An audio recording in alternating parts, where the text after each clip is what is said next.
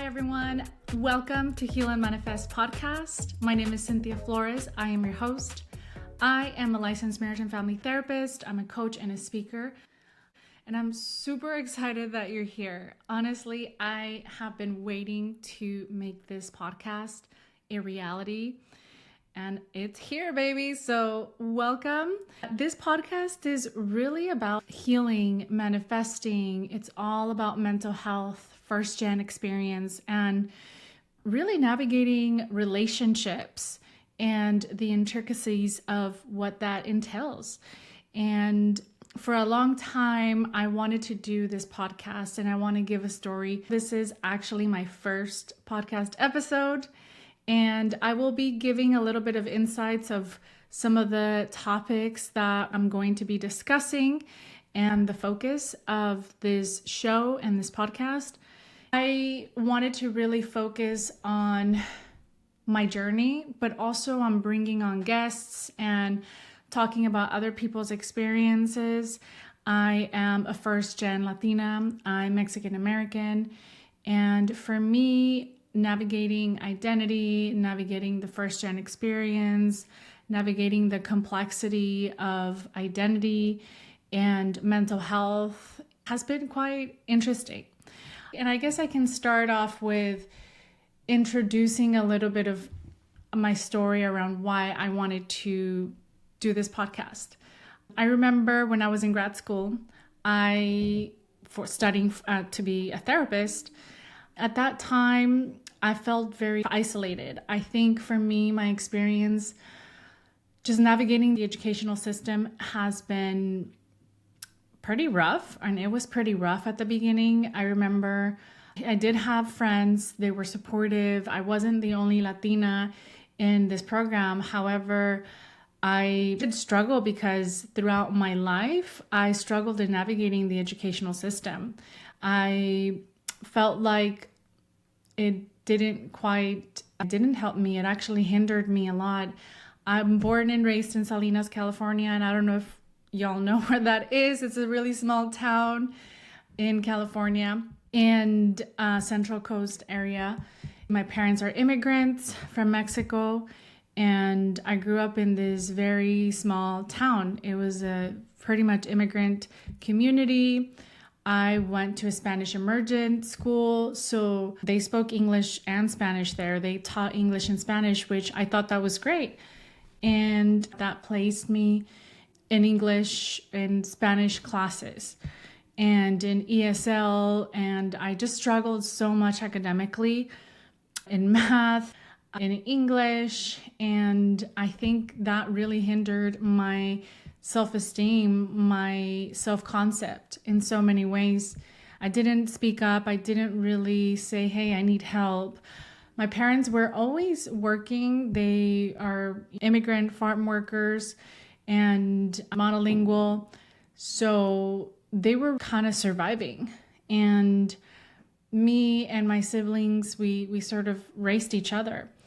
And that was really challenging in so many ways. The reason why I'm sharing that story is because going back to the education experience and grad school, I really struggled to feel confident in speaking up and using my voice and expressing my opinion. I sort of silenced myself in so many ways, because that's what I had internalized growing up in my family dynamic. And it's not like it was implicit. Sometimes it was implicit, sometimes it was explicit.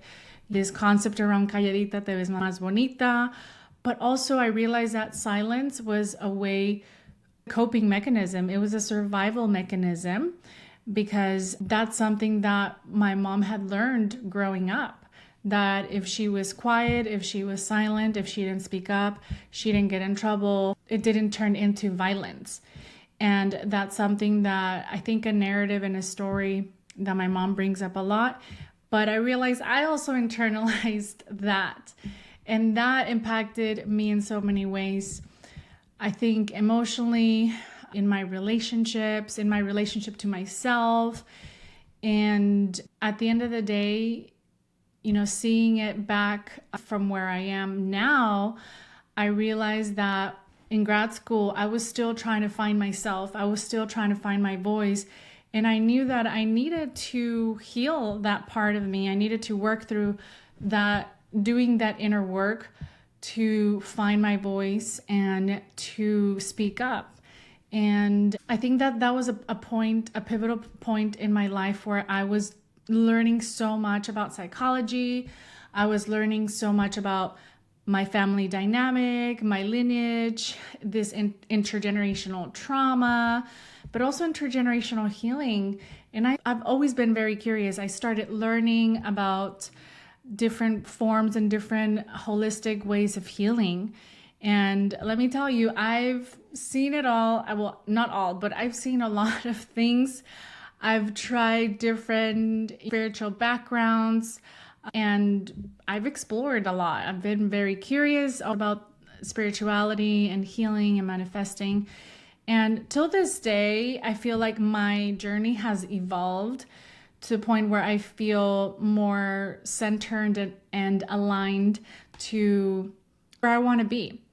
And Heal and Manifest came when I was like finishing grad school. I had started working as a trainee, and then I ended up graduating and I started working at community mental health agencies, and I met a lot of people there. I met a lot of great friends now who are also therapists, but there was some point in there where I also struggled with, as I mentioned, my confidence was very low. I didn't feel quite confident in speaking up. I think that a lot of it had to do with internalizing oppression and internalizing the belief that my opinion didn't matter, that it wasn't valuable. And so I worked in other agencies before meeting friends where I felt seen. I was working at another agency. It was predominantly white, and there were some POCs, people of color, but I just felt so out of place. I felt so out of place. And that was quite a struggle for me, because someone who is still navigating my identity as a Mexican American and speaking Spanish and talking about my life, my lived experiences, it just didn't feel quite safe for me, because I felt like I was going to be judged, or I didn't feel a sense of belonging. Until I started finding community outside of these spaces. And I had joined a women of color circle that I really felt seen, I felt validated, I felt acknowledged. And that also was part of my healing journey, where I was manifesting unity. I was manifesting really engaging in a different form of healing, which is collective healing. So, of course, throughout and this is just like a very brief story of my journey as I embarked in healing and manifesting, it's been amazing. I've been wanting to do this podcast forever. It's taken some time. But you know what? Part of this process, and this is where manifestation comes. And I just want it to be very clear that when I say manifestation or manifesting, I want you to not think of like this woo-woo kind of thing that is like not alcanzable, that is not reachable. How I'm describing it and how I'm defining it is something that it's materialized, that I make it happen by taking authentic action, by taking courageous action in whatever is it that I want. And this is where I'm at now. This is that point. And I am just really grateful for this journey. Healing and manifesting, it's a lifelong thing, because we are constantly evolving, we're constantly changing, and life happens. And throughout this course, there's a lot of great things that have happened, and there's a lot of highs and a lot of lows. I've experienced grief, I've experienced loss, I've experienced a lot of very hard things, a lot of adversity throughout my life. And this is going to make me emotional. But I've also experienced a lot of beautiful things. And this is one of them, along with so many other things that I want to share in this podcast. And I hope that, for this particular podcast, it's going to be bilingual. So voy a hablar español también or Spanglish, because I feel like that's also part of my identity and it's part of my healing journey. And I know that there's a lot of first gen folks out here who want that kind of support, who want to feel seen, who want to feel validated in their identity and their experience. And let me tell you, we are here for it. So my focus of this podcast, as I mentioned, I know that we hear so much on social media and on these platforms on YouTube. We have to niche down. We have to do this and this and this. And you know what? Eso va a la basura para mí, because I do not feel like I can put myself in a box. I'm a multi-passionate woman and I have so many things that I want to talk about. And I hope that whatever I talk about and the guests that do come here, I hope they inspire you. I hope they inspire you to make changes in your life that feel like they aligned with your true self, with the best version that you want to become. And, we're all out here trying our best and doing the best that we can with the tools that we have.